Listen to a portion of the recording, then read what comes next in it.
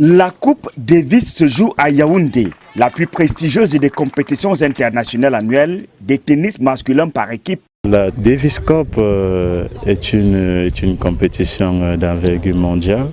Comme son nom l'indique, en français, c'est une Coupe du monde de tennis qui est répartie en zones.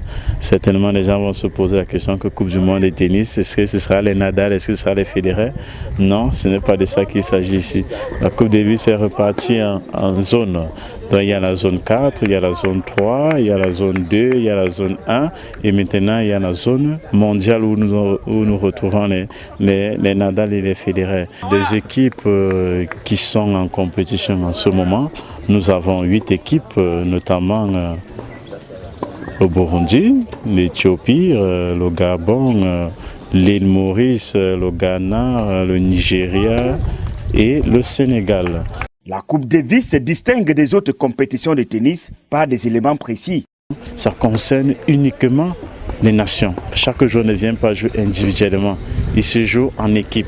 Par contre, nous avons d'autres compétitions qui se jouent sur le plan individuel, notamment par exemple quand vous voyez des grands chelins comme ça, ce sont des compétitions où chaque joueur a décidé de s'inscrire. Or, la Coupe Davis, c'est une compétition qui est très chère vis-à-vis de la Fédération internationale.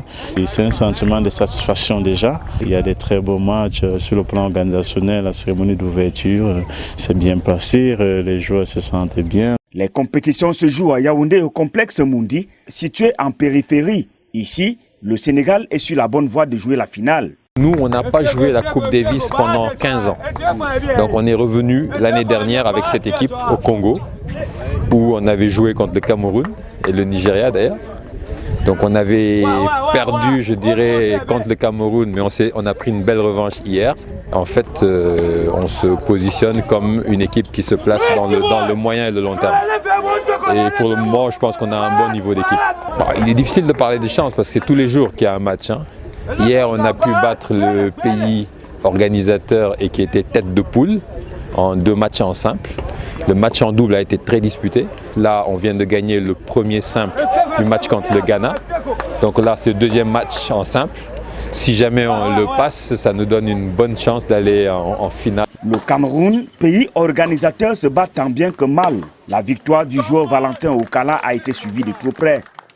Comme tout un chacun qui gagne un match, il est d'abord très content et je suis heureux de ma victoire. Ça a été difficile pour moi d'abord parce que c'est ma première Coupe Davis et en tant que jeune, je devais avoir le devoir de prouver à mes coachs que j'ai les capacités et je suis vraiment content pour cela. Bon, ces faiblesses que j'ai pu remarquer pendant le match étaient il n'arrivait pas à relancer les balles accélérées et le déplacement à partir du deuxième set, il était un peu en baisse de régime.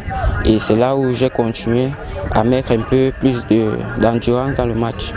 Yaoundé 2022, c'est aussi une occasion de penser à l'amélioration du tennis africain face à d'autres continents. Il faut des cours de tennis, il faut les construire, il faut des raquettes, il faut des balles, il faut de l'équipement et ça demande beaucoup de moyens. Il faut que les fédérations arrivent à être fortes et à être supportées pour que l'on fasse le déploiement un peu du tennis. Ce n'est pas les talents qui manquent à mon avis, c'est l'infrastructure et surtout l'organisation au niveau des fédérations pour avoir les bonnes ressources qui permettent d'élever le tennis africain. Rendez-vous à la finale qui s'annonce palpitante.